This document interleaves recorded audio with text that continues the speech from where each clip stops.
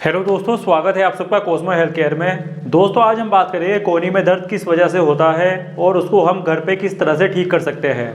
आइए समझते हैं कोहनी में दर्द किस वजह से हो सकता है। दोस्तों इसकी वजह काफ़ी सारी हो सकती है, जैसे कि fracture, dislocation, tendonitis, capsulitis, sprain, strain, over use या फिर रेपिटेटिव मोशंस या स्पोर्ट्स इंजरीज। जैसे कि हम सब लोग जानते हैं, फ्रैक्चर और डिसलोकेशन का हमें प्रॉपर मेडिकल ट्रीटमेंट लेना ज़रूरी होता है, इसलिए हम यहाँ से फ्रैक्चर और डिसलोकेशन का ट्रीटमेंट एक्सक्लूड करते हैं। बाकी के जितने भी कॉजेस हैं, जैसे कि रेपिटेटिव मोशंस, ओवर यूज़ या फिर स्पोर्ट्स इंजरीज, इनका ट्रीटमेंट हम घर पर ही कर सकते हैं। जो इनमें दर्द होता है उसको हम घर पर ही ठीक कर सकते हैं। तो आइए समझते हैं रेपिटेटिव मोशंस क्या होते हैं। मान लीजिए आपका काम पेंटिंग करना है या खाना बनाना है या क्लीनिंग का काम है आपका, जैसे झाड़ू लगाना, पोछा लगाना, बर्तन धोना, कपड़े धोना, या फिर कुछ लोगों का काम होता है कि वो प्रोडक्ट को असेंबल करते हैं, जैसे कि मिस्त्री होते हैं, वो मकान बनाते हैं जिसमें उनका हाथ कंटिन्यूसली वर्किंग में होता है, जिसकी वजह से पूरे आर्म में कंटिन्यूसली रेपिटेटिव मोशंस होते रहते हैं। जब रेपिटेटिव मोशंस होते हैं तो वो इंटरनल स्ट्रक्चर को, जैसे कि muscles, tendon, ligaments, capsule, cartilage,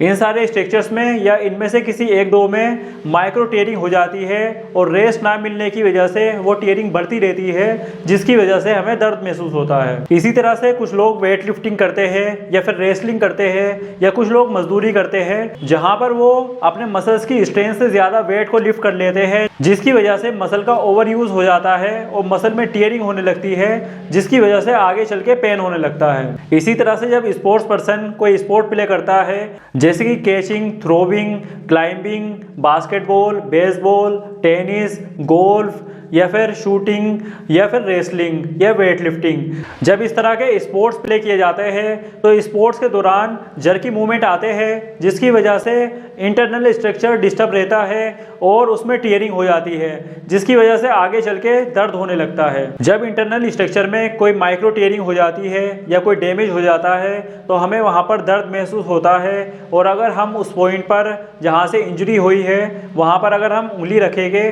तो वहाँ पर हमें दर्द महसूस होगा। उस पॉइंट को हम बोलते हैं टेंडरनेस। वहाँ पर टेंडरनेस भी प्रेजेंट होती है, और जब हमें किसी पार्ट में दर्द महसूस होता है तो हम उस पार्ट के मूवमेंट रोक देते हैं, जिसकी वजह से उसमें स्टिफनेस डेवलप हो जाती है और रेंज ऑफ मोशन कम हो जाती है, और जब हम उस पार्ट को मूव करते हैं तो हमें पॉपिंग और क्रैकलिंग साउंड सुनाई देते हैं। इस तरह के दर्द को हम घर पे किस तरह से ठीक कर सकते हैं और दर्द को होने से किस तरह से रोक सकते हैं, आइए उसके बारे में जानते हैं। सबसे पहले आपको एल्बो ब्रेस का यूज़ करना है, क्योंकि रेपिटेटिव मोशंस होते हैं उसको कंट्रोल करना और सपोर्ट देना बहुत ज़्यादा ज़रूरी हो जाता है। जैसे कि कुछ लोगों का काम होता है पेंटिंग करना, कुकिंग करना, क्लीनिंग करना, प्रोडक्ट को असेंबल करना, या स्पोर्ट्स पर्सन स्पोर्ट प्ले करता है जिसकी वजह से माइक्रो टीयरिंग होती रहती है।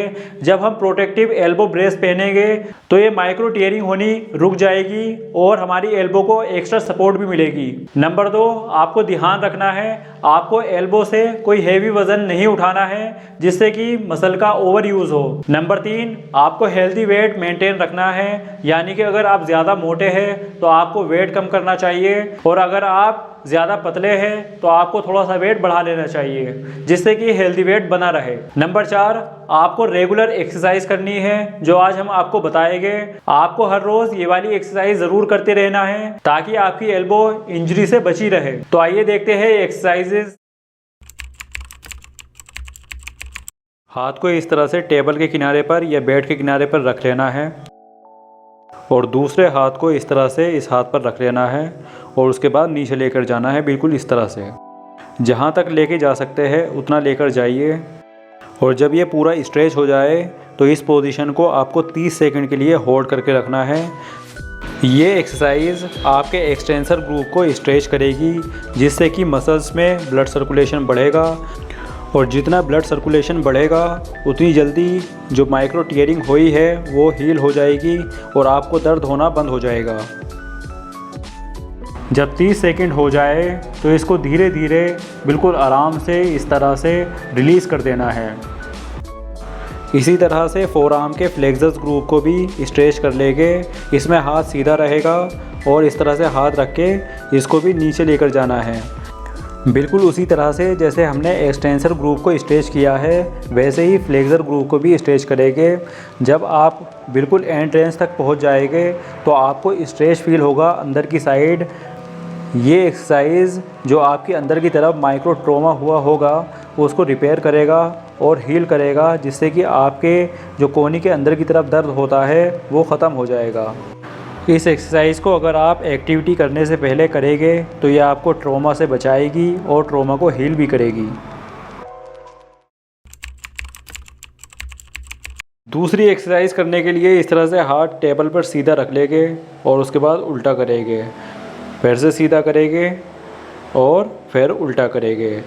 इसी तरह से आपको फोरआर्म का प्रोनेशन सुपिनेशन करते रहना है, लेकिन आपको इसमें किसी तरह की कोई जल्दी नहीं करनी। बिल्कुल आराम से उल्टा करना है और आराम से ही सीधा कर लेना है। ये exercise pronator teres, pronator quadratus और सुपिनेटर को स्ट्रॉन्ग करेगी, जिसकी वजह से जो आपको हाथ घुमाने में दर्द हो रहा था वो दर्द धीरे धीरे कम हो जाएगा। जैसे जैसे मसल स्ट्रॉन्ग होते जाएंगे वैसे वैसे आपका दर्द कम होता जाएगा।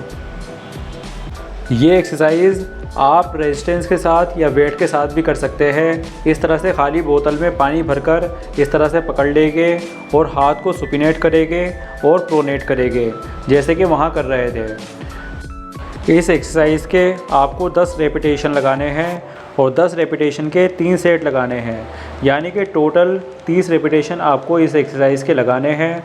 और कोशिश करिए इस एक्सरसाइज को रोज़ाना करने की, ताकि आपके जो फोरआर्म के मसल है वो स्ट्रॉन्ग रहे और आपका जो रेपिटेटिव वर्क है या फिर गेम खेलते टाइम जो जर्की मूवमेंट आते हैं, जो झटके लगते हैं, उनकी वजह से एल्बो में कोई इंजरी ना हो और एल्बो स्ट्रॉन्ग रहे।